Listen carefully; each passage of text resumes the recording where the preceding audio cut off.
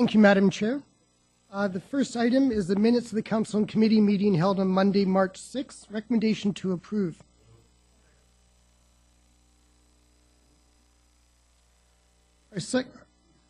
Our second item is a delegation. I'd like to invite Katrina, Toninato, and Julia Vickers from Douglas College. They're here to speak about the leisure needs of people experiencing homelessness.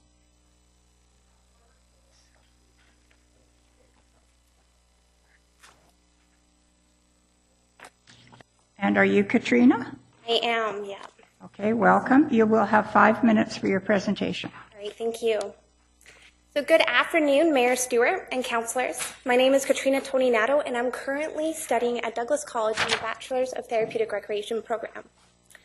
I have come here today on behalf of residents at 3030 Gordon to advocate for the implementation of leisure services and programs at the transitional home. Over the past year, I completed research at 3030 Gordon Transitional Home in Coquitlam. The purpose of this research was to identify the leisure needs of individuals living at the home in order to gather valuable information for future programming opportunities. As we all know, the rates of individuals experiencing homelessness in the Greater Vancouver area is on the rise. Many view homelessness as an individual problem, in which people personally responsible for their decisions. Contrary to this view, homelessness is a product of inequalities within society, as a result of the dynamic interplay between individual, social, and political factors. The ability to participate in leisure pursuits is one of the inequalities that people who are experiencing homelessness encounter. The value of participating in leisure is beyond that of simply participating in enjoyable activity. But leisure has the capability to provide individuals with the skills and abilities to address the individual, social, and political factors of homelessness addressed in the social determinants of health. Leisure can enhance individual protective factors, such as identity, belonging, and sense of control, which can help counteract the negative effects of crisis and stress experienced by homelessness. Regular, ongoing participation in leisure can act as a stress buffer, in which people can experience relief, distance, and gain perspective on their life circumstances. And leisure can create a sense of commonality between the greater community and people experiencing homelessness, combating stigma, discrimination, social exclusion, and social inequality through play. Ultimately, leisure engagement has a transformative potential to stop the cycle of homelessness. I selected some quotes from my research in order to provide you with a different perspective of homelessness and leisure. When describing the role of leisure in our life, a participant stated, "The mind is the devil's playground. I think I use less or even not at all. I think a lot of us would be that way." When addressing the current lack of leisure in the transitional home, a participant stated, "One way or another, I'd like to see funding for supplies. I'd like to see music lessons or singing.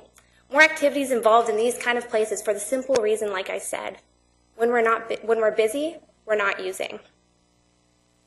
Another participant reiterated this statement saying, "Anything.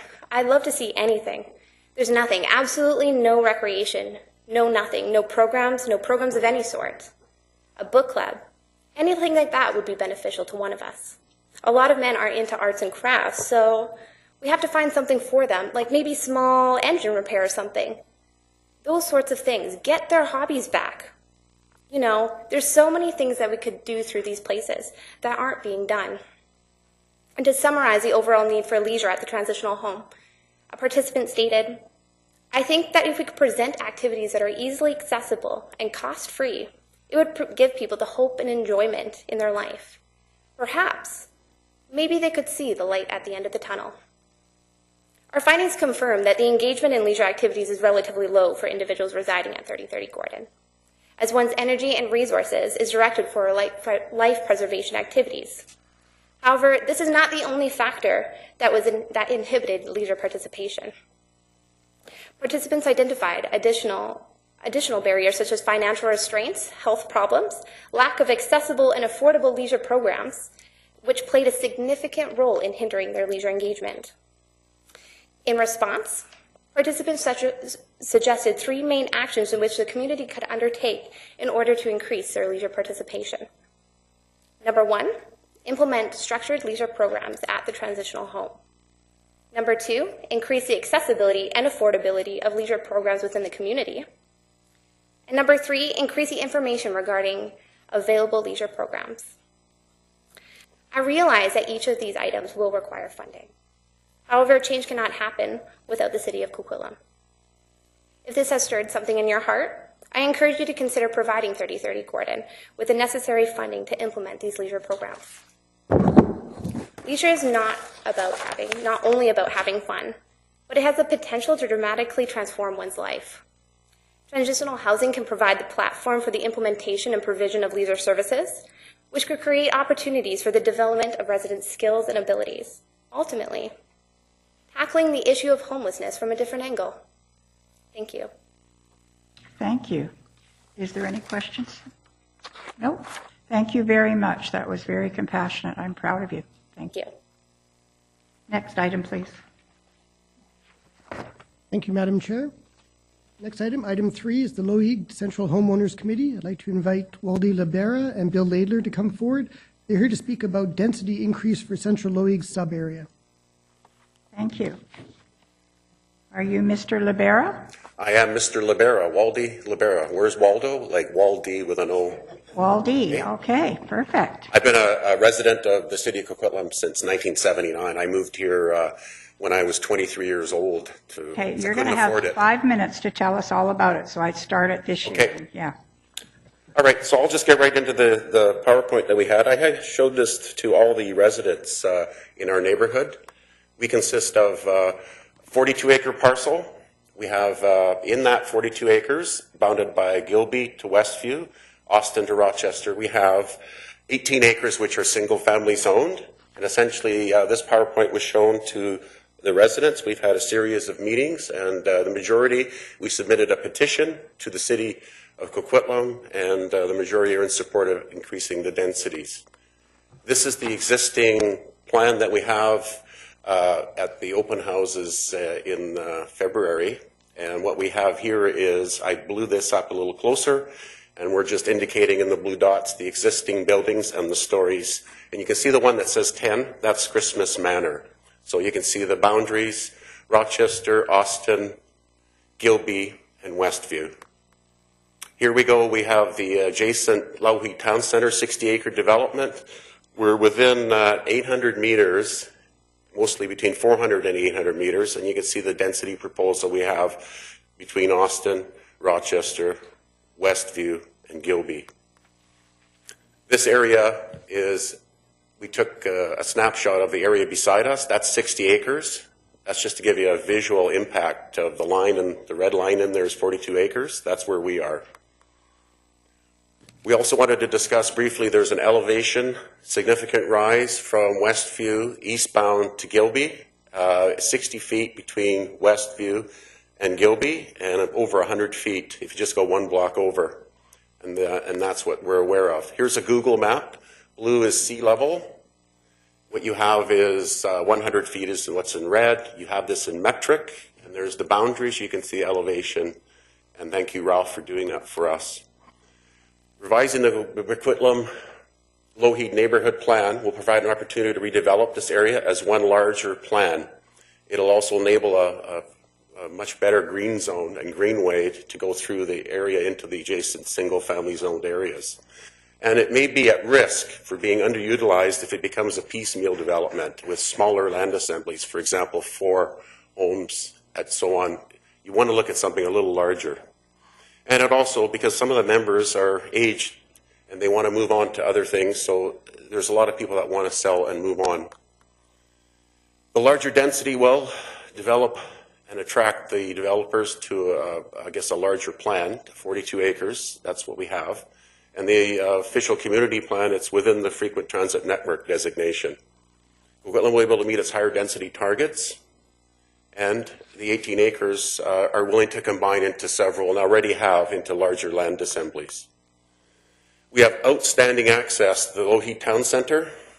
We have increased density zoning if we do that from an RM6 through RM5 and graduating down to an RM2 at Gilby. We would assume that the Gilby Street would be transitioning into the adjacent single-family residence seamlessly. and also moving the east-west greenway from Austin, where it is in the high-traffic area, right in through the middle. Currently should be around Danzy Avenue. Increased density will meet your official community plan goals, especially with people for affordability and seniors and people with disability and low income that need to be close to transit centers.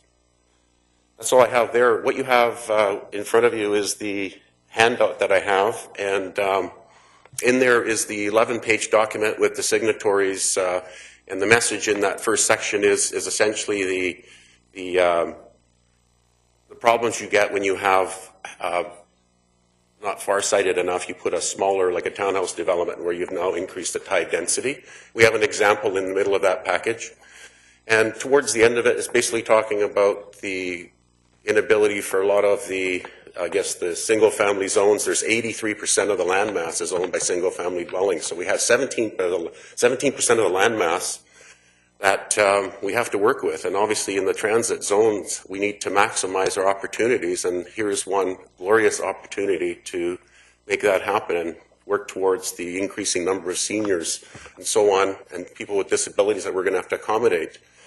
The last part of that package has got recent population densities. Coquitlam's going to go to 147,000 right now. It's going to go to 150,000 if you go by a 2% growth rate. So it looks like we're going to have an excess of 250,000 people in the next 25 years. So that's what the information package, and it's the latest, greatest stats. And just looking at ahead, you know, being a resident for many years here, I can see what's happening in West Coquitlam, and we should take advantage of what we have. Over here, we have a picture on the monitor of the Westview, and that's the current executive hotel. That's Westview at approximately Danzy as it intersects. Can I have the next picture, please? Here we have a shot of Medor looking west, and that's the executive hotel. I took that on Tuesday. There's a bit of a hill there. The next one is Danzy Avenue, 1 block north, looking down, and you can see the executive hotel straight ahead along the border at North Road. And the next one is at Sydney. In the distance, you can see right in the middle, that's the Lougheed SkyTrain station. That's the highest value. And on the right, you can see the blue building. That's the Christmas Manor. That's a 10-story building right now. So just looking at the city to consider increasing the densities for this area is the message. And I have Hank DeJohn, my neighbor. He would like just to read a short letter, and that'll conclude our presentation. Thank you very much. Okay, you're at your 5 minutes, but go ahead quickly. Okay, thanks.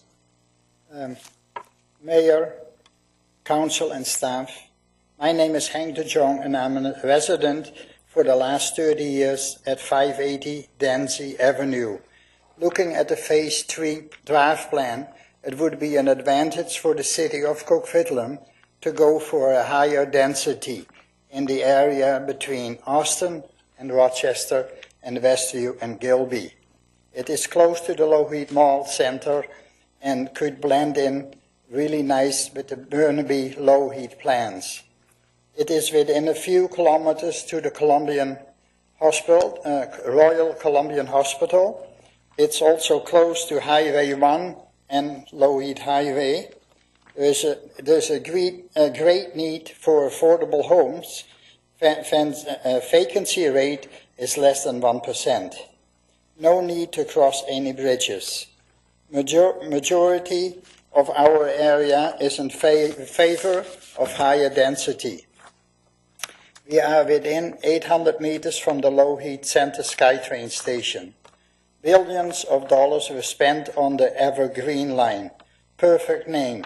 So leave the car at home and walk or cycle. The timing is right. Thanks for your time to listening to me. Thank you. Thank you. I have a question for Mr. Libera, please. Are you representing the whole neighborhood or those that have signed in support of your petition? We're representing those that have signed the petition. Okay, that's good. Thank you very much. Councillor Hodge? Yes, you mentioned majority. Do you have an approximate number of, you said you represent the residents who have signed. Any idea on a percentage? And I recognize that you start getting multifamily homes in there, but of the single family homes, what would you say the support is? 61 homes. There were 34 signatories at the time we went. I had some more come down, so I'm probably up to about 36, 38. 18 of the homes that we went there multiple times, 3 or 4 times, never got an answer. And judging by the state of the property, I think they're absent homeowners because the grass was up, mail wasn't taken, business cards on the door. So that's the best we could do at the time we did it. We did it over 4 days. Okay. Can I say something? Also, the city of Coquitlam has quite a few empty lots there. Okay. This area. Yeah, thank you. Okay. Now, I understand that probably you're bringing this forward because, you know, we are working through the neighborhood plan right now. The Lougheed Coquitlam Lougheed plan is underway right now. And you're proposing changes to what's been presented. Is that essentially that's why you're here? Okay. And to staff, I'm just sort of wondering, given where we are in the process and given that we've heard from this delegation, what are the next steps here? Where does this go from here? Excuse me, Councillor Hodge. I think we'll ask that after everyone has spoken. That's what we usually do here. We don't ask staff questions while we're... Well, you can, but that would be direction probably. Go ahead. No, it's just a question where we are because I'm sort of, you know, this is a little unusual for this, and I just sort of wonder if we can sort of get some clarification of what would your suggestion be as how we proceed with this, and that may affect how the rest of the questions I ask. Good afternoon, Madam Chair and committee members. We're very, very, very close. There's a report that's going through the system right now. On our tracking, we've got it for next week's meeting, and so we want to come forward with the full BLMP draft along with the servicing assessment. So would this then be discussed at that time, or would we look at then sort of saying, I'm just sort of wondering, you know, I mean, we don't make decisions here today, so this would come forward at the time of first reading, or, I mean, at what point does their concerns enter into this discussion in a more formal way? Our intention is to bring the revised draft, full draft, to council and committee for information, discussion, and this sort of feedback. In that report, Andrew, and I can pass the mic over to Andrew, and he can speak more detail because he's actually been liaising with this group, has more immediate information. But what we'll be doing is highlighting the areas where we've received petitions for or against land use changes, some of our thinking on that, and to have that discussion then with council. So this is primarily feedback to the plan, and that part of it will be discussed in future. Okay, I had a couple other questions, but if there's others, I'll defer and we can come back. There are no other speakers to this item. If you have another question. Okay. Of all right. the applicants, or can they sit down? No, I've got a couple. I've got a couple of questions, and at this point, they're just residents of concern here. Within this area, are you looking to do a single assembly? I mean, this is the concept of doing this is complex.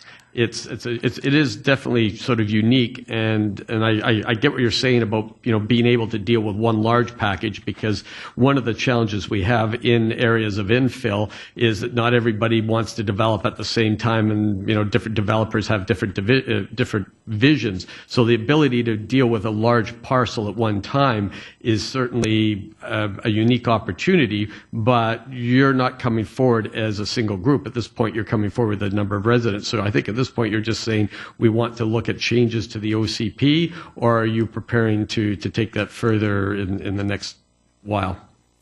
Well, I'll just give you a snapshot of where it is right now. Obviously, it would be ideal in concept to have a larger developer oversee a comprehensive plan and have a few medium developers to for example, to work on the peripherals.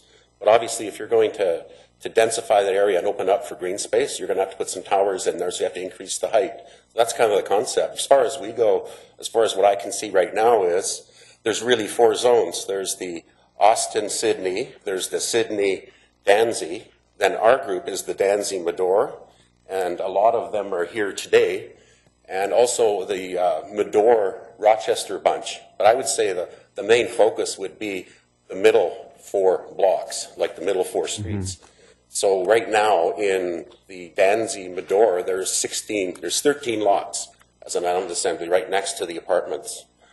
And obviously the apartments are 1968, they're wooden, they're 3 stories. Obviously that's an area that probably would use some redevelopment. It sounds like you're suggesting you want to prepare something as a master plan as opposed to changing the zoning and then just individuals coming forward. Now, I guess what we're looking at there is I've been reading a lot about housing. I'm a transit mechanic. I've been there 30 years, so I'm looking at the densities and things like that. So when I looked at that, I started to notice that it's much better to increase the density for a zone for a developer to go into, not having to go to a city and try to up density of the area, because it just delays the process. And obviously it's finances and the bottom line focus. So if you do it ahead of time, just in this area there's low risk because we're so close to the transit center and the hospital, you name it, it's right there. And look what's happening in Burnaby right next door. And I appreciate, thank you for coming forward. It sounds like you're doing your homework, you're engaged, you're informed, and it's very enlightening to see a group come forward with this much information. So and this informed. So thank you very much. Thank you for having us. Thank you. Mayor Stewart? Hold on. Did you? Sorry. All of council. You're working. May. Jay said he's doing it. Oh, May 2nd. Councillor Asmundson was first? Yes, he was. Councillor Asmundson, you're first. Thank you very much. It's very few times I get to preempt the mayor, which is kind of fun. I know, isn't it? Oh, that's why I do it to him, because it's, you know. Speak next. Depends on what you say. That's right. Go ahead, my apologies. I think you've got an excellent proposal here. I think what I've done so far, without your numbers, you're about 51% of the residents in the area presently. Now, at those absentee owners, have you tried to look through land titles upon the owners and send letters to them rather than knocking on the doors? I'm sorry, I don't know what you mean by that. Well, you may have absentee landowners that may want to be joined as part of this. The better way to contact them, have you thought of different ways of trying to contact those landowners in those 21 units where you said you had no response? You found different ways I'll tell you an example where I went to one. I had an email address, and she lives in Poland. They're management for IKEA, so that's where they live. So I discussed that with her, and then through a proxy realtor locally, she's willing to list her home. So we're kind of knocking them off as we're going through. There is one example, another one on Medor, where the individuals live in Taiwan. They come to that property 2 weeks a year, and it's not rented, it's empty. And the owner across the street is the contact, but I can't contact people in Taiwan. So there's areas where we can't contact anybody at this point. So, but he told me that they'd be willing to go along with the increased density of their investment properties. No, I think what you've done is commendable. It's quite an undertaking. And I think for moving forward with the area plan that we're presently undertaking in the Coquitlam Lougheed is a good piece of information to help us and staff look at the densities in that area. So I think you guys are tremendous work, and I want to thank you for what you've been able to do so far. Thank you very much. Thank you. Now, Mayor Stewart. And Councillor Asmundsen's last comment was where I was heading. No question that we develop neighborhood plans by using planning principles, but we also try to be sensitive to the interests of the residents in each of those blocks, in each of those neighborhoods, to make certain that we're not entirely off base unless there's a really good reason.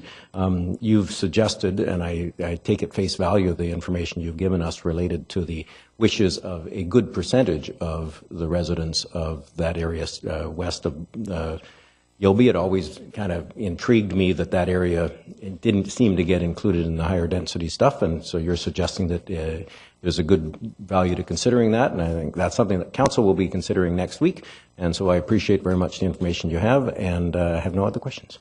Thank you. Thank you very much. Thank you. Councillor Zerillo. I just have a question. I have some sort for staff too, but just before you sit down. The word underutilized was used, and I'm just wondering, what is the neighborhood's definition of underutilized? Well, they're in the documents, the Metro housing documents. You'll look. There's one page there. It's probably the most important page in that whole thing. Tells you the increased amount that we're going to need for people with disabilities, the seniors, and so on. There's a striking graph if you look between 2015 and 16. So I'm looking at that. I'm looking at those people are in desperate need of being close to transit zones and stations. So I would look at, from a demographic perspective, all the transit stations are going to need places for seniors and people with disabilities, and that's what I'm kind of looking at. If that increases according to the population, and I noticed when I was driving down Thermo, I saw a lot of older guys shoveling driveways. They're 70, 80 years old. I went, oh my God, we're going to have increased seniors in here big time, and it goes along with the graph in the housing sheet that you see. It's the Vancouver one. It's the first sheet. Thank you. I've got some questions for staff about that sheet after. I have just one more question just for the group. I'd just like to get an understanding of how the group came together, how so many folks could come together on such an initiative, how it was sparked. And it's a nightmare. I think it was just Hank and Ralph, the three of us. We've lived there a long time. We're all close neighbors. We're seeing what's happening to our neighbors. Some of us have lost our significant other, and they're wanting to move on. The other one was realizing that the densities was changing. He's 2 houses from the apartments. I'm 3 houses. We can't do anything to our homes. There's no point at this time. So it kind of ended what our future was. He wants to do some renos. I want to do some expansion into our home. And we realize if we have to sell, we have to go buy somewhere. We want to live in Coquitlam. We're just going to move east into Central or whatever. We want to stay near our families. So that's what's kind of was driving us. And then we said, well, let's see what the area thinks. And they're all thinking about the same thing. So obviously if you go, when you do the math, you do the townhouses along the Gilby west, there isn't any financial incentive for anyone to sell because they can't afford to buy another home in the area. So obviously you want to improve it. And when you look at the frequent transit network, which is right there, this is what needs to happen in the area. And the other thing is there's only 8 new homes. One is 2012, but essentially the rest of them, so you have an opportunity to make a change and not have a significant negative impact to the area. That's great, thanks. So I just had 2 other questions. That's really one question to staff. It was made note in the presentation, and it is something that we have seen from Metro Vancouver. And so my question is, what are the high density targets for Coquitlam, and what are the OCP goals for Coquitlam for this neighborhood? And I'm just verbatim what was presented today.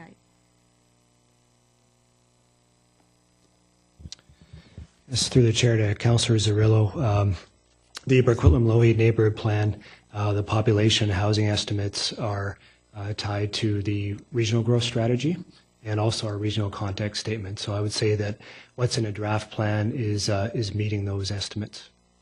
So this would be on top of, this would surpass what our estimates are, or what the Metro Vancouver is asking us to absorb. In the RGS, there's certain population estimates for Coquitlam Lougheed, which are one's a frequent transit development area, the other one's a regional town center. And there's also a provision for once further planning is done that those may be adjusted, but it is within the realm of what those estimates are. So what I'm trying to get understanding around is, at the council table in the city of Coquitlam, we have to take a holistic view of the entire city. So we have these, I don't think they're called targets, but that's the way they were presented today, as targets or OCP goals. We have these numbers that come from in the RGS. So we've already planned for those numbers. I'm of the understanding that as we developed the Coquitlam Lougheed neighborhood plan, that we were working towards those numbers or with those numbers in mind.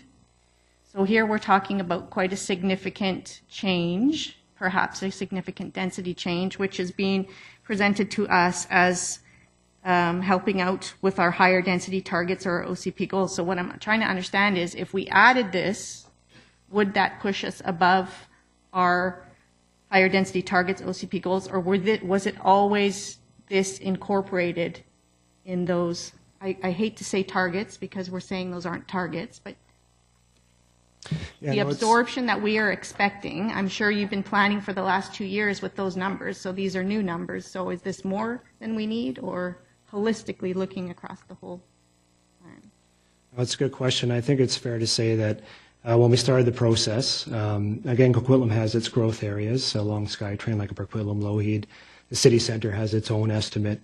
I think it's something that when we develop the plan, we're also looking at the range of housing types that are available as well.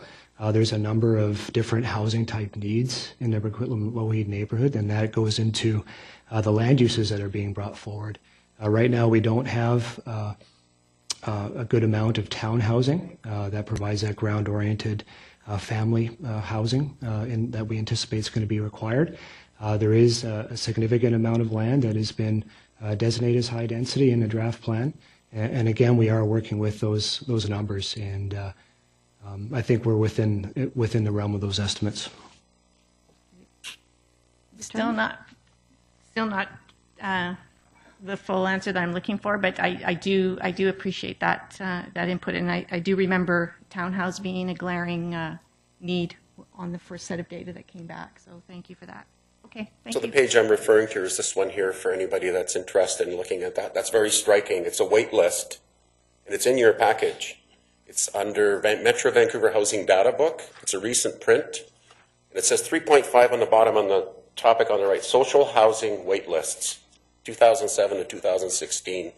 So what I was saying, take a look at 2015 and 2016, especially in the senior. And anyway, you see a striking rise, and it actually has a stat for Port Coquitlam, and Port Moody.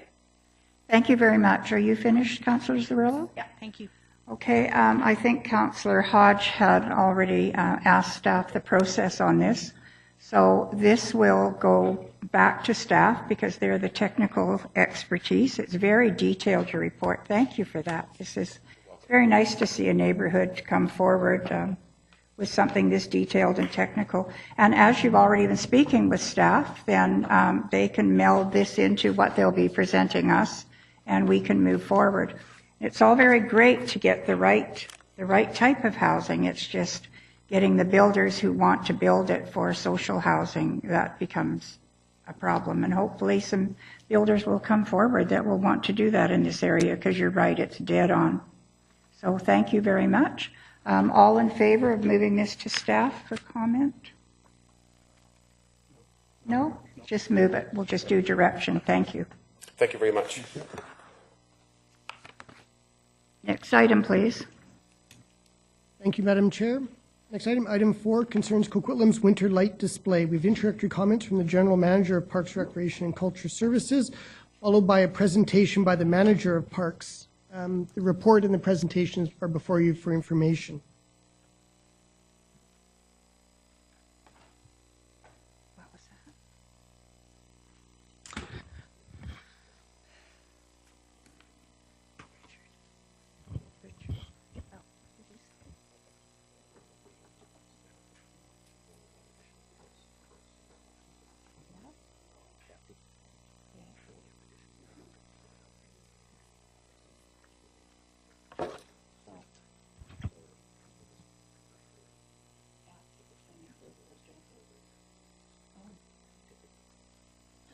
Better let Jay know.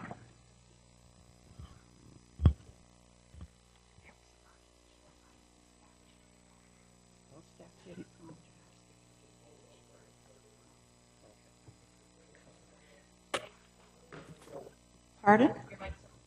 Thank you. Thank you, Madam Chair. I was hoping these individuals were here for the light display. No, but slightly disappointed. It's very beautiful, and that's a lovely picture. Thank you, and I hello to all of you after a spring break. I just wanted to just very brief comments. We had an incredibly, as you all know, very successful winter light display this year. We did add to the displays. There was additional programming. We've described all that in this report, and we do believe this is something we want to continue at the current and enhanced level. Kathleen Reinheimer, our manager of parks, who was largely responsible for this initiative, and her team. I think Phil Hebner is here as well. We'll be doing a brief presentation for council, and we're happy to take any questions that you may have after that. Thank you. Maybe, thank you. Well, I just want to start by thanking the whole parks team. I asked Lanny and Wendy and Bruce Thiessen to join us along with Phil. It was really a whole division effort. All of our staff were involved in doing the installation, and the creativity and the get it done attitude was really about the leadership of the team. As Raul's pointed out, we expanded this year and I think learned a lot of things. Most of the details in the report, but in front of you is a picture of the fountain before it was frozen. So it actually was a fleeting moment. So as the report outlines, in 2011, we put the first lights near the lake along the Fantasy Forest Walk, and then we've been expanding it incrementally since then. This year, this is an aerial photo that doesn't quite capture the display, but gives you a sense of the city in the background, that 1.2 kilometer walking loop, as well as the end of the finale for the Coquitlam 125 celebrations. We learned an awful lot. This year we were thinking about it as a learning year, as a let's see what happens, and we certainly learned a lot. And at the core of it is just that reality that it's a universally appealing thing for people. Doesn't matter where they're from, how old they are, whether they're teenagers or seniors or at any demographic. Just having lights in the middle of a dark winter around a beautiful lake has appeal all by itself. Everything else is icing on the cake, or frosting in this case. It certainly became more of a tourism draw than we were expecting, and we were quite surprised to see in the survey that 45% of the people who actually came to see the lights also stopped at a local business. So lots of information there that, thanks to corporate communication, Kathleen Vincent and her team, they put together a really quick online survey, and it got us some really good, interesting insights into how people responded to the lights. And of course, at the end of the day, a lot of comments about people having it reflect on their community. Incredible power of social media and word of mouth, getting the word out. And you know, at the end of the day as well, what's not to like about something that's free? But I think the community feel. In all of the responses, we got thousands of written responses as part of that survey. And at first I was reading we like the no commercial. I thought that meant we like it free, which is pretty understandable. People, of course, like things free. But when in context with the comments that we got, it became clear that people were actually liking the fact that this didn't feel like it was a can display, that the features within it were kind of homemade, fabricated in Coquitlam by either community members or staff, and that created a community tone that people were appreciating. But what we really were surprised by is how much people want to be involved. The Park Spark evenings, we had 30 of them, and it was quite a revelation to me that people were prepared to wait in lineups, adults, children, right across the demographics, for a chance to paint a tulip or do a lantern, create a lantern to hang in the display. Not to take home with them, which is just the normal thought, I think, but really, I think, a precious reality that people want to feel like they had their hands on it. They want to come back and show their families what they did. It's amazing the power of that in cementing that notion that this is a community display. It's not something that's done by others, it's for us and by us. The scavenger hunt participants and all the activations with park hosts, it's actually quite remarkable. We didn't cancel any of them because of the weather, but what we did learn is it almost made no difference. We'll find out next year if the lack of that snow deters people from wanting to come back and more than once, but for sure, people came out in pouring rain and they came out in the middle of the snowstorm, so really an interesting thing to learn that was going to happen no matter what the weather did. And so very simply in 2017 we're planning to recreate what we did this year and expand community engagement, make a little bit, look for opportunities to have people fabricating things to go into the display, but do it through the whole year so it's not that last minute thing, as well as of course that drop-in kind of opportunity, but as well enhancing the entrances. There was comments about wayfinding and for sure making it more self-evident that the best way to get to the display is to go into the middle of the park rather than to go in through through the Evergreen parking lot. And then some logistical improvements and the thought about having a beverage or snack concession that would be a pop-up kind of amenity. And of course, the future, there's almost no limit to what could happen in the future. Certainly there's opportunities for involvement of choirs and all of the add-ons that could be done. A lot of them need logistical support, so that needs to be thought through and probably incrementally added. And of course, although we had comments about people not liking that their kids couldn't ask them to buy anything while they were there, certainly food trucks, and we've done some preliminary investigation in the cost of a synthetic ice surface for the plaza. And we've gotten a number of comments asking us to have the lights left on in some way or shape or other through the rest of the winter. So there was a lot of appreciation that it wasn't, that by extending it till the last week in January, people had an opportunity past the rush of the normal Christmas season to enjoy the walk around the lake. But that is the core, you know, at the end of the day. Very few other cities have that kind of beautiful setting and such a well connected through the Evergreen line, et cetera. So the future potential is definitely there. And then another last picture. And any questions? Any questions? Councillor Hodge. Yes, thank you. Thank you for the presentation. I think you're going to, I don't know if I was going to speak, but we're probably going to hear a lot of the same. It was fantastic. We heard that. I walked around it a couple evenings and people were coming up to me and saying this is fabulous. So, and I know that you mentioned some of your team, but my understanding is that other departments got involved in this, and this really became more of a team event as well. Absolutely. It's one of the things that the future holds for us is we can expand both the hands-on installation stuff to other departments. I've already kind of twisted Joseph's arm, and I think there are staff right across the city who would like to participate. But we did have, as part of the park hosting, we had environmental services came out for a couple nights. We had the Heritage Society. We had a whole lot of other groups that were involved. And it looks like that interest is pretty extensive. People are really interested in that kind of volunteerism. General. It was the community and staff from all departments. You mentioned the snow. I thought that was a nice touch, arranging the snow this year. I would suggest maybe next year, but we may want to check with engineering what their thoughts are of ordering the same amount of snow.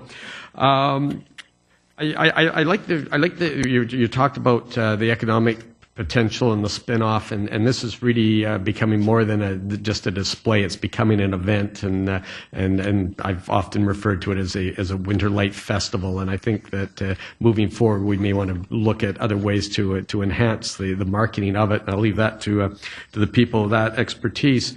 I also, in your comment, I like the idea of having some sort of food and beverage. Certainly, we heard that from a number of people.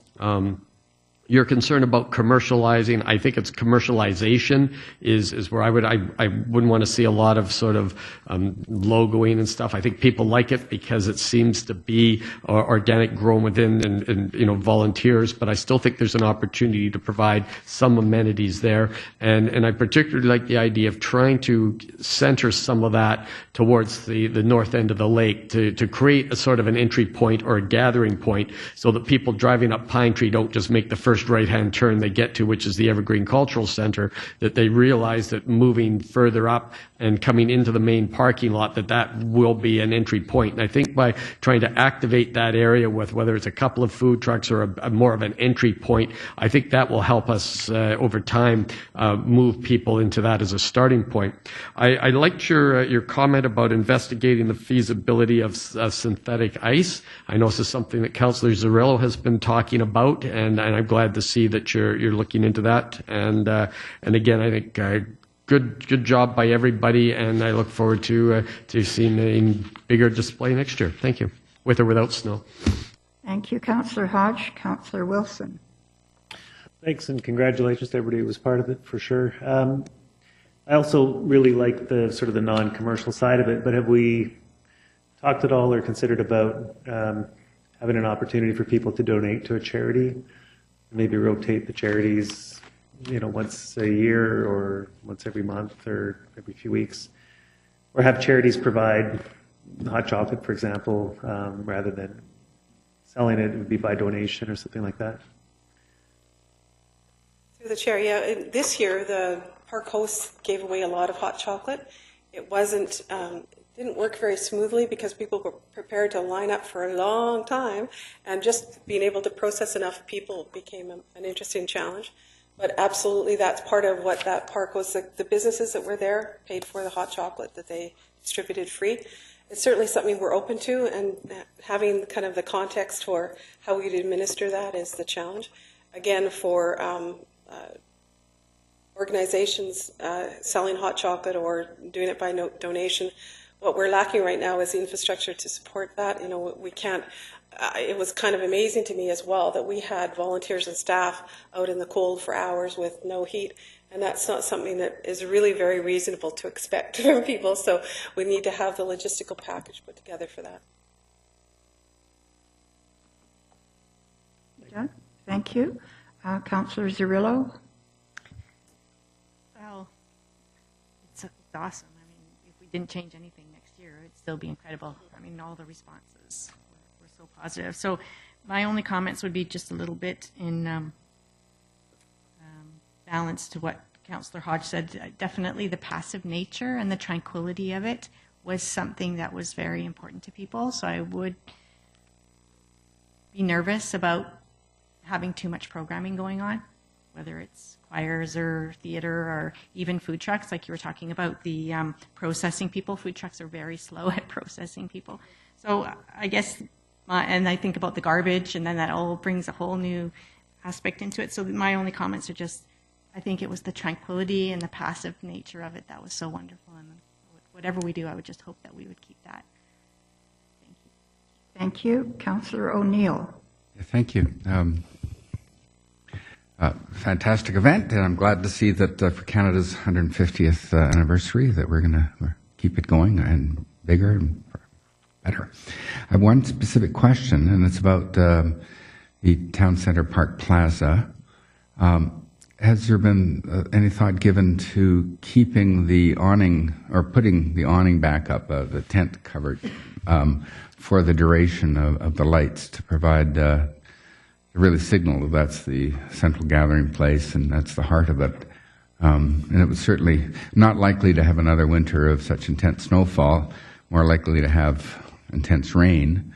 And certainly if you go to the artificial ice there, or if you do get some choirs in and things like that, that would, you could have the entire event under there. You could have 200 or 300 people watching from undercover. So is any thought given to that? Yes, we've actually, through the chair, we have actually asked our experts around the snow load possibilities with that canopy, as well as other concerns related to drainage, the runoff of the water that would be collected. But I think that's definitely one of the possibilities we're investigating. It seems to be the obvious solution, although, you know, it might be oversized for a lot of what we need it for, but certainly it's worth investigating. I know that the kickoff event in December, it was raining quite intensely there. The actual, well, actually, it was those the torches probably wouldn't have been very good underneath the awning. I know, I think it was the other event. It was the Christmas Carol event where there was just the single singer standing at the front of this big stage, and everybody else was in the spectator area. That whole thing could have taken place underneath, I think, the awning, canopy, tent. Absolutely. Yeah. Okay. Thank you very much. Good job. Thank you. Well, my 2 cents. I remember when we had 2 trees lit. Yeah. And then we had one of the credit unions come in and do a, with the college and do their thing, and then that sort of went out, and then we had a little bit more lit, and then we got the fountain lit, and then we put a few more lights in front of Evergreen, and it's been growing and growing, and it's absolutely magnificent. You and your staff and all the staff from engineering, parks, and all the other groups, you just deserve so much for this, and so much for the heart that you've put into it, and the time, I mean, that you've spent, and the caring. I think our city has looked at this and just thought, wow, and that's the best word for it is wow. So thank you so much for all your hard work. Mayor Stewart. Something Councillor Reid said reminded me the fact that our residents, there are very few things that we do that you could repave a road, and half the people that you hear from are angry because you're repaving the road that they're about to drive on, and the other half are angry that it took you so long to get there. Whereas on this one, everyone I heard from thought that was a wonderful, and I heard from people who just sought out council members. I know that other council members heard the same. That people came up to them in the strangest places at church or wherever and said, "Wow, those lights were," as Councillor Reid always says, the wow factor. That those were wow. The only negative comments, and the comments that you commented on, was washrooms. No hot chocolate, but of course, if we offered hot chocolate every night, then children would make it about halfway around the lake, I think, before the next complaint. So there's all kinds of other things that we can do, and I look forward to trying to solve those challenges. This was a nice challenge to have, and wouldn't it be neat if we could build exterior washrooms, I've said it before, attached to the back of the existing lobby washrooms of Evergreen Cultural Center, and have them open to the outside.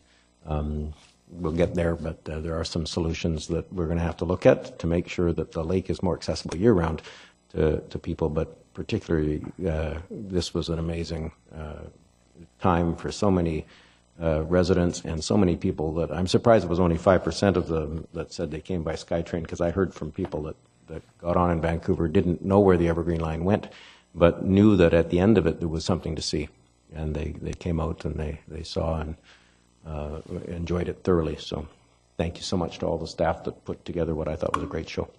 Thank you. Councillor Asmundson. Well, I think it was a great show. The lights, everything is very crowded down there. And I think some of the items that I think that you've mentioned in here for the enhancement, I think are more critical than anything else. I think permanent electrical power around the lake is critical. But I think when you talk about paving the Southern Trail, making that more of because it's going to get wet, it got really muddy in certain areas and difficult for people. I think also doubling the width of the boardwalk there. I think I was down there, there's a lot of crowding. I went through that muddy little area. So I think those are some of the things before you jump into some of the other things to make the experience more pleasant for people when they get through there. So those are probably my three things when I look through your report on the future enhancements of this, I think are critical. I'd like to see put in place for our budget for next year moving forward, because I think this is just going to get more and more successful. There was a lot of good feel from it this year. The word next year where people will be anticipating the opening of it more, and to get rid of those pinch points. And I know there was some loss of cables and stuff like that, which creates a loss of lighting in a certain area, which is a problem. So I think when I started on council, we started a program slowly putting those lighting. I think we got a little ways further to go to finish that off. So I think those are what I would see in your report, the three top things I'd like to see enhanced moving forward. Thank you. Councillor Hodge. Yeah, I actually had 2 points, but Councillor Asmundson just covered off one, and that was some of that infrastructure, and I think we need to look at that, particularly at the south end. There's some tripping hazards with roots, and it was a little tough for some of the seniors, that particularly I was with one. I just want to clarify on my comments on commercial. I don't want to see the displays or commercial activities around the lake, but I think there is an opportunity for some commerce in terms of beverages and things to add to the experience. But I think we have to be careful, because people, as Councillor Zurrell said, people come because they want the peace, the tranquility. They don't want a commercial experience. But at the same time, I think we have to look at how we can. It's a fine line, and how do you add to it and without turning this into a big commercial operation. And I think that's what we want to keep what we have, but tweak it a bit to maybe just add some amenities there. And I think we're pretty much all on the same page on that. Thank you. The recommendation is to receive. Second. All in favor? Opposed? Carried. Next item, item 5, is a report of the General Manager of Financial Services. It pertains to permissive tax exemption update, and we have introductory comments by the General Manager. Reports before you for information. Good afternoon, Council, and welcome back. It's always very difficult to come in very anticlimactic after such a big wow, and that was a very big wow. But tax exemptions are kind of nice too. So we like them. That put lights on them, yeah. Yeah, they don't have lights and bells, but they're nice too. The report in front of you today is here because our current permissive tax exemption bylaw, which has been in place since 2012, is set to expire. That has provided the authority for us to provide tax exemptions from 2013 through 2017, and it will expire at the end of the tax season this year. So in order to be able to provide tax exemptions for 2018 and forward into the future, we need to have a new bylaw in place by October 31st. The reason it's in front of you this early is because there's a little bit of a process to make that happen. We will have an advertisement and accept applications, and then they will come back to you, and any new applications will have an opportunity to actually speak to you. So given that it has been 5 years, and we do have quite a number of new council members, we thought it was a good idea to put the policy in front of council to take any input that you might have. However, I do think I would put a note in. The last time that we updated this in 2012, many of you will remember, we went through a very extensive process. We looked at 19 different municipalities to see what they were doing and how we compared. Coquitlam fell right in the middle, and certainly from a staff perspective, we are very comfortable with the policy as it is. We certainly like the 5-year time frame of it because it really reduces the administration, and generally speaking, these organizations don't change much in the community. So we thought we would put it out in front of you and see if you have any comments. Or Thank you. Councillor O'Neill. Yeah, thank you very much. I want some clarification on the properties that are statutorily exempt. That we don't, that aren't permissive. Do we have clarification and maybe more generally to begin with? Specifically, I'm thinking of independent schools here because I saw that Section 224 provides council the authority to grant additional permissive property tax exemptions, and the report says that independent schools would be something we could grant permissive tax exemptions to, which because there's no independent schools listed in the report, I concluded that independent schools are not captured by this. So I actually sent an email to the Executive Director of the Federation of Independent Schools of BC, asking him how many other districts have permissive exemptions for independent schools.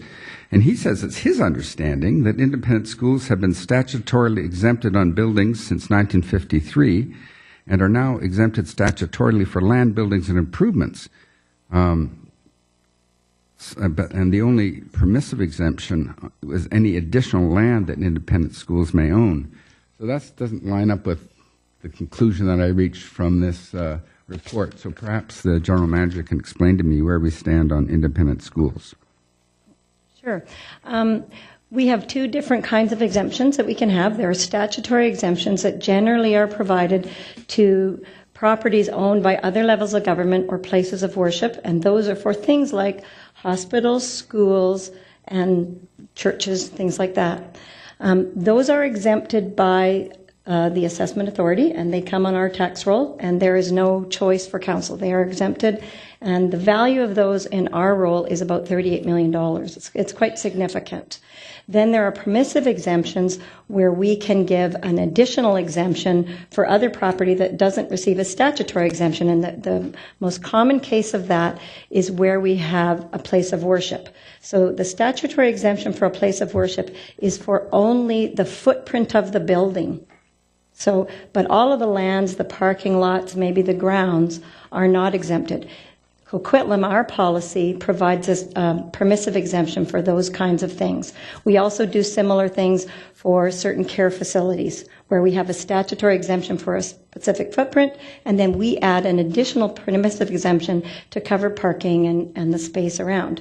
We do have one independent learning academy that I'm aware of, and that is on the property of a place of worship. So it is exempt by that nature and included. So we are providing an exemption to the Learning Academy on Rochester Street, I think it's at Laval Square.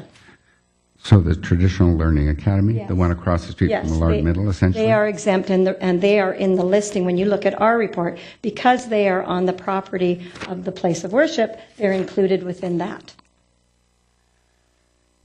So I'll read you exactly what the FISA executive director said. Independent schools have been statutorily exempted on buildings since 1953, and under Bill 29 have now been exempted statutorily for land, buildings, and improvements that are used to provide an educational program equivalent to that in the public sector. Then they would be exempted by the assessment authority and would be in that $38 million worth of statutory exemptions. I'm sorry, what? Okay. Oh, that's... Yes, so they're part of the schools group. So we didn't sort of specify public schools.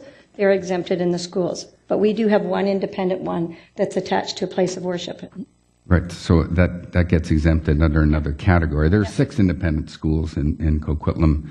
I think 5 of them are nonprofit and one's for-profit, as far as I know. And several of them are related to religious instruction, so they may fall under the religious category. So I was just confused about that because of the listing of independent schools on page 2 as something that might be permissive. But really, I guess all the independent schools are already captured by the statute. So that's why I got confused.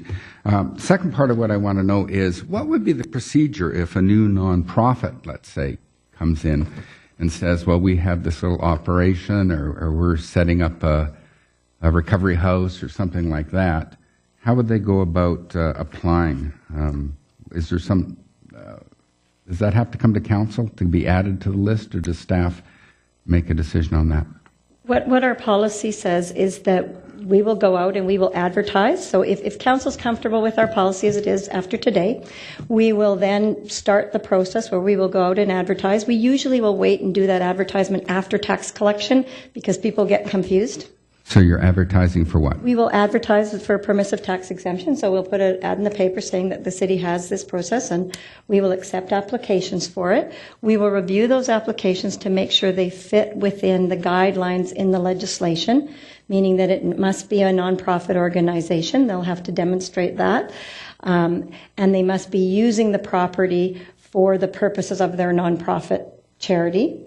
So, for example, you couldn't get an exemption if you're the property owner, but you lease out your land for a profit-oriented sort of business thing. You couldn't get an exemption for that. But for each one that's new, if it meets the criteria, then we will schedule a time for them to come and speak with you. There's usually only 1 or 2. You speak with council? With council. Oh, They will okay. get a time to come and speak to you, and then a report will come forward, and you'll choose, and we'll make a bylaw that includes the ones that you agree to. Excellent. Thank you very much. Okay, seeing no other speakers. Thank you. All in favor? Opposed? Carried. Madam Chair, we have 2 other business items. First is OB1, was raised by Councillor Hodge and pertains to new technology in our parks. Me neither. Go ahead. Yes, as many of members of council may be aware, I attended the Canadian Parks Conference on behalf of Metro, my role at Metro, and one of the presentations that I sat in on was changing technology and the impact that it's having both on wildlife conservation and on other park users. And the ones that sort of caught my attention were the increasing use of drones, small motorized vehicles, race cars, motor boats, small motorized boats, and the other one that was created quite a discussion was the use of electric bikes, and certainly more in the more wilderness parks where it's allowing people to get further out into the park. But I'm just wondering what our policies are, what we may be doing to review those policies in light of the changing in technology. I know a couple of weeks ago I was coaching a soccer game at Town Centre Park, and a drone flew in over top of the kids while they were playing soccer, and it was clearly being controlled by elsewhere in the park. And so I'm just wondering whether we're looking at changing bylaws, putting up signage, or if we're going to be looking at policy changes to keep up with the changing technology. Oh, he broke some rules, yeah. Thank you. So the park use bylaw does regulate such activities, and in fact, it prohibits motorized vehicles and equipment of that type in our parks. That doesn't mean that electric bikes don't use trails. In fact, kind of negative public behavior on bicycles is certainly not limited to motorized bicycles. In fact, non-motorized ones are just as challenging to manage in parks. I would just say that generally. Although the growth in motorized equipment of that, including drones, is something that we are monitoring. We do get some commentary from time to time on parks. People see them, they don't know, where they're being, managed from. Often the person is somewhere in the area. Sometimes they're close by. So we do get comments from time to time. We are monitoring it closely. It's been raised at Metro. Some municipalities like Surrey's done some work on a policy level. We're watching that carefully. As with some of these evolving trends, you kind of don't want to be at the front end of this. You just want to get a little bit of experience with municipalities and others that are doing this, looking at it. I appreciate the information, and we'll certainly take some of that back. I think our manager of parks was there as well. And we are monitoring it. In any event that we do see something like this, obviously our staff that is in the area would advise people that it's but it's not often. Sometimes you don't know where the remote control is. So some of these things are something that are evolving. But we are looking at it very carefully. For public's information, they are not permitted. We do have motorized cars, particularly permitted up in the Coquitlam River. There's a track there. And there's some enthusiasts, and we also have some airplane and that's specifically permitted because it's for that purpose. But otherwise, those kind of activities are not permitted in public parks. We are monitoring it. We do think that we'll be looking at that park bylaw probably 2018. We'll look at it if it's appropriate at that time. We're probably looking at an update in the next couple of years, and I think that will be the right timing to pick up some of these kind of evolving technologies in park use. Great, thank you. Okay, no further questions. Go ahead. Thank you, Madam Chair. Our second other business item concerns benchmarking in relation to gender statistics and was raised by Councillor Zurillo.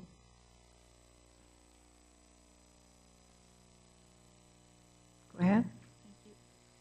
So I see Councillor Hodge was off working over the spring break on parks, and I was out on two different items. One was the FCM on the first week of spring break, and on the second week of spring break I attended again the Commission on the Status of Women, and I do note that we also had International Women's Day between our last council meeting and this, so it's kind of been a whole month talking gender equity, or basically the lack thereof it across the globe. The information that came out of the United Nations Commission for the Status of Women last week, the title of the project was Women's Economic Empowerment in the Changing World of Work. And I found it very interesting. I saw a presentation from a Taiwanese delegation that was talking specifically about the split of domestic work for women in the workforce. And interesting to see that as we're evolving out of childcare, we are now moving into senior care, and it's becoming a real issue, especially in those populations where we have an aging population. So the reason I wanted to bring it today was perhaps one of the reasons that Councillor Hodge brought his. It's you go to these things externally from the city and you realize that you have the ability to bring ideas and change forward. So I'm bringing it again this year. I'm bringing the question or the ask of a request on or around International Women's Day that the City of Coquitlam bring forward just the numbers, the percent representation of female participation in our management team, exempt staff only, decision makers in our city. I'd like to do that once a year. And last year, the arguments against it were that that would bring quotas in play and that it may prejudice men. I wanted to share that this is not about bringing quotas forward. This is about meeting the sustainable development goals that Canada has bought into. to ensure that women's full and effective participation and equal opportunities for leadership at all levels of decision making are realized. And I think that as a developed society and certainly a progressive city, that we could do a very minimal thing here to move towards that goal by just reporting on what those percentages are.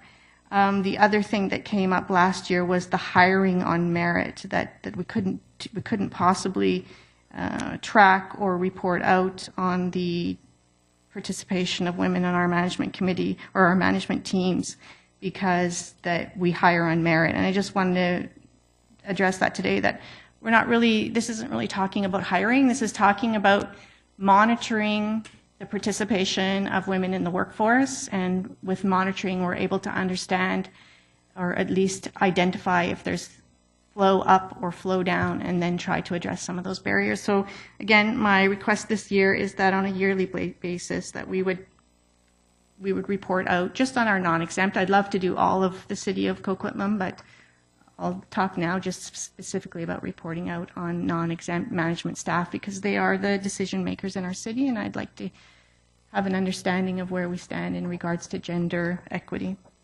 That's it. Thank you. Are there any comments, questions? No? That's it. Move to adjourn. All in favor, opposed, carried. Thank you.